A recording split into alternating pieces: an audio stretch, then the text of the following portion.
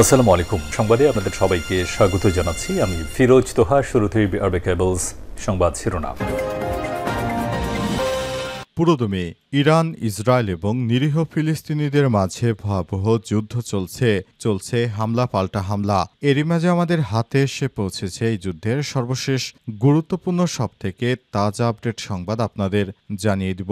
প্রথমে জানাবো ইসরায়েলি বর্বর হামলায় গাজায় আরও ৮০ জনের প্রাণহানি, অনাহারে নিহত ১৪। ফিলিস্তিনের অবরুদ্ধ গাজা ভূখণ্ডে ইসরায়েলি বর্বরতায় একদিনে কমপক্ষে ৮০ জন ফিলিস্তিনি নিহত হয়েছে। এছাড়াও ইসরায়েলের অবরোধের কারণে সৃষ্ট পরিস্থিতিতে অনাহারে মারা গেছে আরও ১৪ জন নিরীহ ফিলিস্তিনি। অনাহারে মারা যাওয়া ব্যক্তিদের মধ্যে ২ জন শিশুও রয়েছে, খবর আল জাজিরার।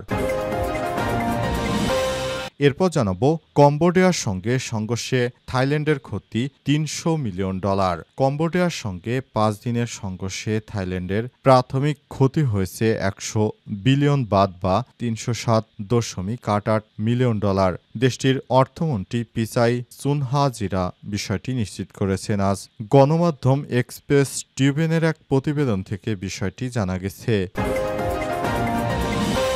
এদিকে নেতানিয়াহুর ২ মন্ত্রীর নেদারল্যান্ডসে প্রবেশে নিষেধাজ্ঞা, ইসরায়েলের প্রতিবাদ। ইসরায়েলের চরমপন্থী ২ জন মন্ত্রীকে নেদারল্যান্ডসে নিষিদ্ধ করা হয়েছে, ফলে তারা ইউরোপের ওই দেশটিতে ঢুকতে পারবে না। সহিংসতা উস্কে দেওয়া এবং জাতিগত নির্মূলকে সমর্থন দেওয়ার অভিযোগে তাদের বিরুদ্ধে ব্যবস্থা গ্রহণ করেছে দেশটির সরকার, খবর আনাদুলো এজেন্সির।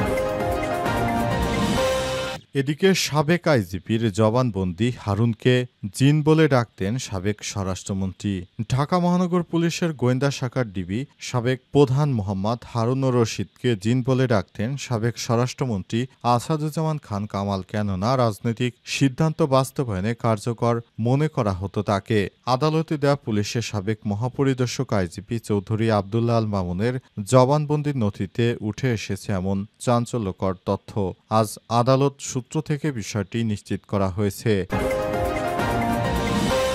এবং সর্বশেষ জানাবো সংঘর্ষে জেলা বিএনপির কমিটি বিলুপ্তি ঘোষণা, ৫ নেতা বহিষ্কার। চট্টগ্রামের আউজানে উত্তর জেলা বিএনপির আহ্বায়কের গাড়ি পড়ে হামলা ও বিএনপির ২ পক্ষের সংঘর্ষের জেরে উত্তর জেলা বিএনপির আহ্বায়ক কমিটি বিলুপ্ত ঘোষণা করা হয়েছে।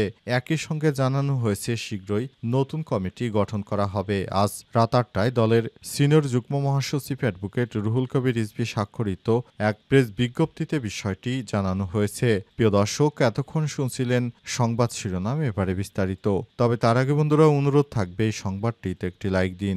এই চ্যানেলে আপনি নতুন হয়ে থাকলে আমাদের সংবাদটি দেখতে দেখতে চ্যানেলটি সাবস্ক্রাইব করে রাখুন। কমেন্ট করে বন্ধুরা আপনার মূল্যবান মতামত জানিয়ে দিন আপনি বিশ্বের কোন দেশ থেকে বা বাংলাদেশের কোন স্থান থেকে আমাদের সংবাদটি দেখছেন এবং শুনছেন। আর বন্ধুরা, গাজা যুদ্ধে আপনি যদি নিরীহ ফিলিস্তিনিদের ভালোবেসে থাকেন, কমেন্টে ইয়েস লিখে বিশ্ববাসীকে জানিয়ে দিন। সংবাদটি আপনার সোশ্যাল মিডিয়া ফেসবুকে শেয়ার করে বন্ধুদেরও দেখার সুযোগ করে দিন। এবারে বিস্তারিত।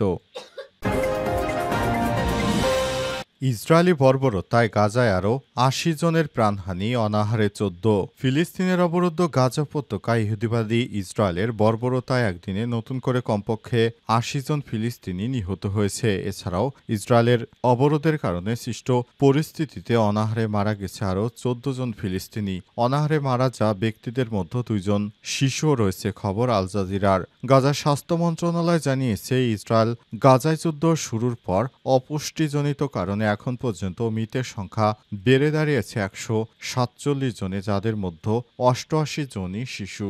সম্প্রতি গাজার খাদ্য সংকট আরও ভয়াবহ আকার ধারণ করেছে। চলতি বছরে মার্চে ইসরায়েল পুরোপুরি অবরোধ আরোপ করে, যা মে মাসে আংশিক তুলে নেওয়া হলেও এখন সীমিত পরিমাণ খাদ্য ঢুকছে গাজায়। জাতিসংঘ ও ত্রাণ সংস্থাগুলো সতর্কতা সত্ত্বেও প্রয়োজনীয় সহায়তা ঢুকতে পারছে না।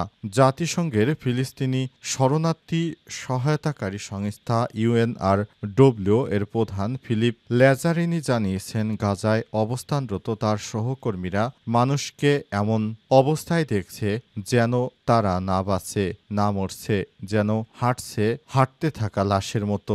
জাতিসংঘের একটি সম্মেলনে তিনি বলেছেন, শুধু ক্ষোভ বা নিন্দা জানানো যথেষ্ট নয়, অবিলম্বে যুদ্ধবিরতি নিশ্চিত করতে হবে, দুর্ভিক্ষ রোধ করতে হবে এবং বন্দীদের মুক্ত করতে হবে। এদিকে যুক্তরাষ্ট্রের প্রেসিডেন্ট ডোনাল্ড ট্রাম্প স্কটল্যান্ড সফরের সময় সাংবাদিকদের বলেছেন, গাজায় প্রকৃত অর্থেই দুর্ভিক্ষ চলছে।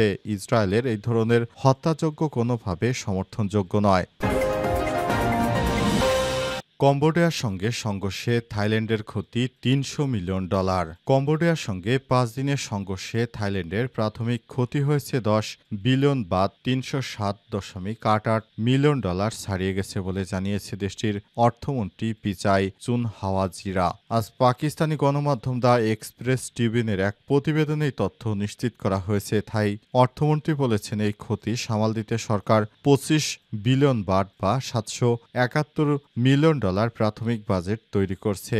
এর মাধ্যমে ঘরবাড়ি মেরামত, অবকাঠামো পুনর্নির্মাণ, ক্ষতিগ্রস্তদের সহায়তা দেওয়া হবে। তিনি আরও বলেছেন, আমাদেরকে এর জন্য বাজেট সংগ্রহ করতে হবে, কারণ এটি অর্থনীতিকেও উদ্দীপিত করবে। তবে তিনি সতর্ক করে বলেছেন, এটি যথেষ্ট নাও হতে পারে, কারণ বাণিজ্য ব্যাঘাতে ক্ষতি এখনও হিসেব করে হয়নি। উল্লেখ্য, থাইল্যান্ড ও কম্বোডিয়ার মধ্যে দীর্ঘদিন ধরে সীমান্ত বিরোধ চলে আসছে। মে মাসের শেষ দিকে শুরু হওয়া সম্প্রতি সংঘর্ষে উভয় পক্ষ একে অপরকে দোষারোপ করছে। সংঘর্ষে ছোট অস্ত্র থেকে শুরু করে ভারী কামান ও রকেট ব্যবহার করা হয়েছে। এই সংঘর্ষে দুই দেশের কমপক্ষে 33 জন নিহত এবং 1.5 লাখের বেশি মানুষ বাস্তুচ্যুত হয়েছে।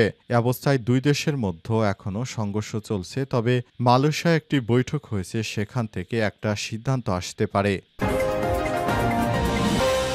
নেতানিয়াহুর 2 মন্ত্রীর নেদারল্যান্ডসে প্রবেশে নিষেধাজ্ঞা, ইসরায়েলের প্রতিবাদ। ইসরায়েলের চরমপন্থী 2 মন্ত্রীকে নেদারল্যান্ডসে নিষিদ্ধ করা হয়েছে, ফলে তারা ইউরোপের এই দেশটিতে ঢুকতে পারবে না। সহিংসতা, উস্কে দেওয়া ও জাতিগত নির্মূলের সমর্থনের অভিযোগে তাদের বিরুদ্ধে এই ব্যবস্থা নিয়েছে দেশটির সরকার বিষয়টি জানিয়েছে।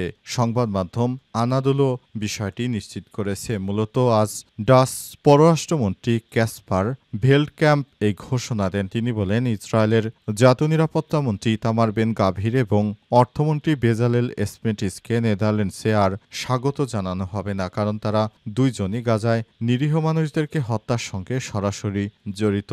তাদেরকে ছাড় দেওয়া হবে না। তারা যে ধরনের কর্মকাণ্ড করেছে, নেদারল্যান্ড তাদেরকে ছাড় দেবে না। নেদারল্যান্ড চায় একটি সুন্দর পৃথিবী গড়তে, কিন্তু তারা যেভাবে নিরীহ মানুষদের উপর হত্যাযজ্ঞ চালিয়ে যাচ্ছে সেটা কোনোভাবেই গ্রহণযোগ্য নয়। এ অবস্থায় নেতানিয়াহু যেভাবে সামনের দিকে এগিয়ে যেতে চলেছেন সে বিষয়টিকে তারা খুবই খারাপভাবে দেখছে, কারণ নেতানিয়াহুর ইচ্ছা হচ্ছে পৃথিবীতে লাশের বন্যা বয়ে দেয়া, কিন্তু নেদারল্যান্ড চায় একটি ভালো অবস্থানে গিয়ে তারপর সবকিছু পরিস্থিতি সামাল দিতে চায় তারা। এ অবস্থায় কোনোভাবেই এটি আর গ্রহণযোগ্য নয় বলে মনে করে তারা। এ কারণে ইহুদিবাদী ইসরায়েলের এই মন্ত্রীদেরকে নেদারল্যান্ডসে প্রবেশের জন্য নিষেধাজ্ঞা দিয়েছে তারা, এবং এই নিষেধাজ্ঞা যতদিন যুদ্ধবিরতি না হবে ততদিন পর্যন্ত চলতেই থাকবে। এর ফলে ইহুদিবাদী ইসরায়েলি কখনো আর ওই দেশে প্রবেশ করতে পারবে না। সংঘর্ষের জেরে জেলা বিএনপির কমিটি বিলুপ্ত, 5 নেতা বহিষ্কার। চট্টগ্রামের রাউজান উত্তর জেলা বিএনপির আহ্বায়কের গাড়িবহরে হামলা ও বিএনপির দুই পক্ষের সংঘর্ষের জেরে উত্তর জেলা বিএনপির আহ্বায়ক কমিটি বিলুপ্ত ঘোষণা করা হয়েছে। একই সঙ্গে জানানো হয়েছে শীঘ্রই নতুন কমিটি গঠন করা হবে। আজ রাত 8টায় দলের সিনিয়র যুগ্ম মহাসচিব রুহুল কবির রিজভী স্বাক্ষরিত এক প্রকাশিত প্রেস বিজ্ঞপ্তিতে সিদ্ধান্তের কথা নিশ্চিত করা হয়েছে। এছাড়াও উত্তর জেলা যুগ্ম আহ্বায়ক নুরুল আমিন চেয়ারম্যান, মিরসরাই উপজেলা বিএনপির সাবেক সদস্য সচিব গাজী নিজামুদ্দিন সহ উপজেলা বিএনপির ও যুবদলের 5 জন নেতাকে প্রাথমিক সদস্যপদ সহ সকল পর্যায়ের পদ থেকে বহিষ্কার করা হয়েছে। তাদের বিরুদ্ধে দলীয় আদর্শের বাইরে গিয়ে শৃঙ্খলা ভঙ্গ এবং দলের ভেতরের কোন দল জিয়ে রাখার অভিযোগে মামলা করতে নির্দেশ দেওয়া হয়েছে।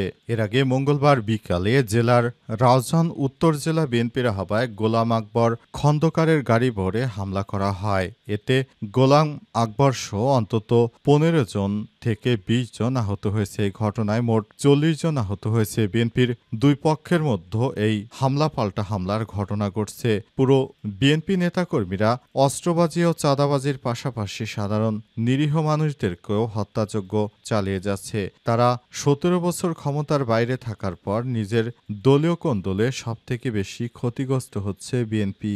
বিএনপির হাইকমান্ড এখনো বিদেশে বসে দেশকে সামলানোর চেষ্টা করছে। তবে একটি বিষয় সেটি হচ্ছে বিদেশে বসে কিন্তু দল সামাল দেয়া খুব কঠিন হয়ে পড়ছে। বিষয়টি ইতিমধ্যেই বিভিন্ন স্থানে পরিলক্ষিত হচ্ছে। বিএনপির নেতাকর্মীরা তারা অনেকেই তাদের প্রাপ্য বুঝে না পেয়ে তারপর দলের মধ্যেই এসব বিশৃঙ্খল পরিস্থিতি তৈরি করছে, যেটা দেশের জন্য খুব খারাপ পরিস্থিতি বয়ে আনবে। বিএনপির অনেক নেতাকর্মী এতদিন বিদেশে থাকতো, এখন তারা দেশে এসে তারপর বিশৃঙ্খল পরিস্থিতি সৃষ্টি করছে। সাধারণ মানুষ মনে করেছিল বিএনপি হয়তো শুধরে গেছে, কিন্তু এর আগের সময়ের মতো তাদের চরিত্র এখন ঠিক সেমনটাই পরিলক্ষিত হচ্ছে।